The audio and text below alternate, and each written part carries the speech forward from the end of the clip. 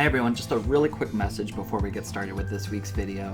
Whenever I do these videos, there are invariably some conversations that come up of saying you forgot this, or we do it this way, or I think that you might have a different tradition or a different minhag than I do, and I want to be able to recognize and validate those different opinions. I'm coming from all of these videos from the lens of a conservative rabbi, coming from an egalitarian lens. So especially when we are talking today about Tallitot, about putting on a tallis, or a prayer shawl, I am doing so with the understanding that this would be a video for both men and for women. I understand that there are different traditions where some people, only men wear Tallitot, and also different traditions where only married men wear Tallitot. My understanding coming from the conservative movement is that this is a chiyuv, this is a mitzvah, and that mitzvah is binding for both men and for women, and I want to honor the different approaches coming our way.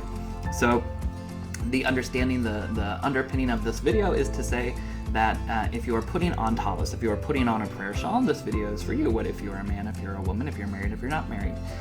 So if there's anything I can do to answer any questions or to address any questions or challenges that anyone might have, please feel free to get in touch with me. Enjoy the video.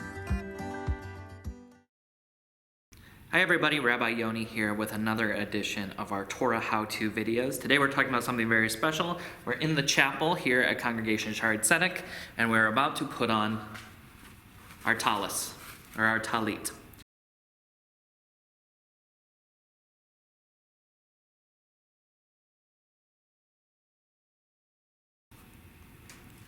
Now when we're putting on a tallis, or a talit, we first need to remember that there are two different names for this ritual object that we're putting on, as I just mentioned. Some people, you will hear them say the word tallis. This is coming from an Ashkenazi, Eastern European pronunciation of the word. The other name for this from the Sephardic Hebrew would be talit.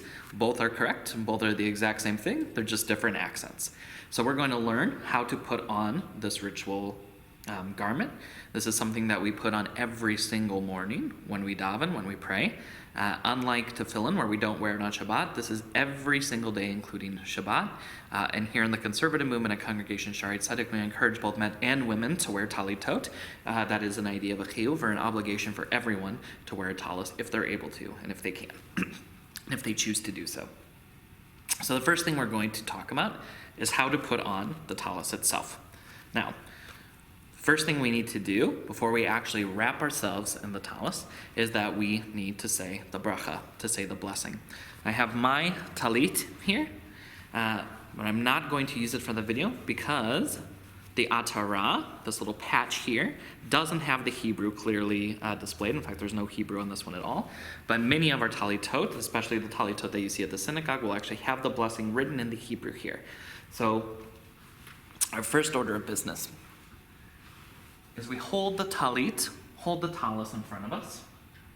Some people have the tradition of just reading the Hebrew straight from the atara itself.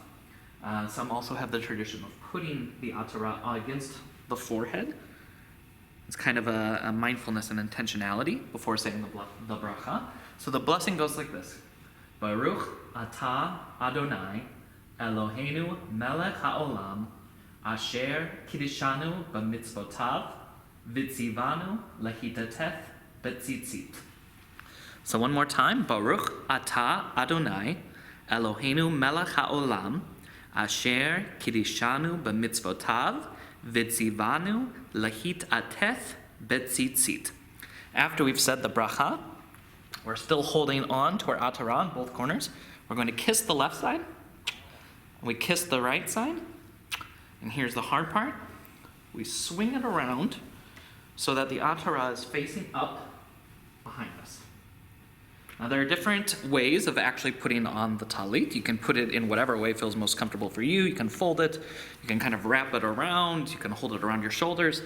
There's also a tradition, this is also my minhag, that after saying the blessing and putting on the talit, or putting on the tallis, the first thing that we can do is to literally drape ourselves in the tallis, and to say a little intention or a little kavanah, to be able to say a little bit of a prayer to set our spirit and our heart for the davening that we're about to do.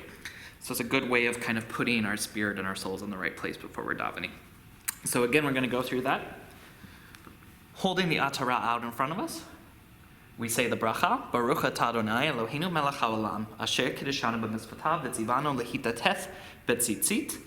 We're going to kiss the left side, kiss the right side, spin it around, have a moment of intention if you'd like, and then put it on comfortably, however that might look.